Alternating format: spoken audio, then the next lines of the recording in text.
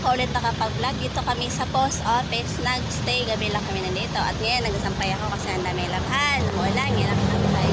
Grabe naman tong guard dito ng post office. Kahit magsampay kami. Yung binabantayan niya, nasa loob lang. Post office ng Lotto. Nasa loob. Kami ako nakatago lang yan. Ano? Ayun, no? Tinatago lang namin yan dyan. Yung aming gamit. Ayun. Kita nyo, ayun. Tago lang namin yan dyan. Kasi nga naman, yung pinagbinabantayan, yung nasa loob naman, isunog naman ito. Diba? Sunog naman ito eh, oh. Hindi kasi kasuhin nila yung sunog nila. Yung post office na sunog, kasi kasuhin nila. Hindi yan nakasampay dito sa labas na ang kanyang sinisita. Ayan. Nakasampay dito sa labas na ang kanyang sinisita kasi nga mahirap lang natin. Wala na kaming matirahan. Kahit pagsampay na yun, pakialaman pa. Grabe yun. Ang tindi, ang sama.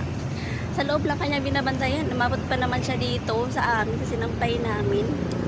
Grabe yung guard niya, no? Tosag kayo siya nang gumagamit ng security camera na kalaban ko eh. Si Maricar Abadjan ng Batido na may-ari ng Maria del Carmen Mart.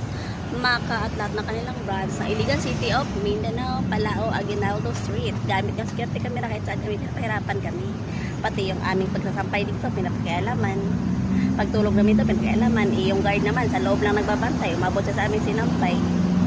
Minsan, pakuha niya pa sa, sa yung bang DPWH, yung gamit namin. At nang wala kaming masuot, wala lang nga kaming makain. Puko, ipapakuha niya pa yung gamit namin. Grabe yan. Asal bayas ng sindikato ng kidnapper kasi yan. Lahat ng pulis kinakausap niya. Para hindi siya mapagdudahan. Pero deep inside, kasi sabi niya ng description, tutuhanin kang ibabitay. Kunwari, nagbigtip ka lang. Ang salbahe, inutusan niyang guard dito. Pag kami nagsasampay, pinapatanggal sa amin. Yung guard naman, nasa loob lang ng trabaho. Yung sunog nga na po sa office, hindi nga nasikaso. Ayan, no?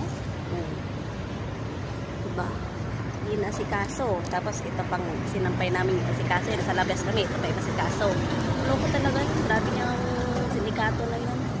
Ang sama, hirap pa yun kasi yung pulis na tutulong sa amin sana, itatakutin niya. Unahin kita or ma-approve ka sa trabaho mo, ginaganyan. Kaya wala. Mapapatay niya kasi pag papainject ng formalin, natural, pag magpapacheck up ka, request ka ng ano, ngayon, napayan ka dyan.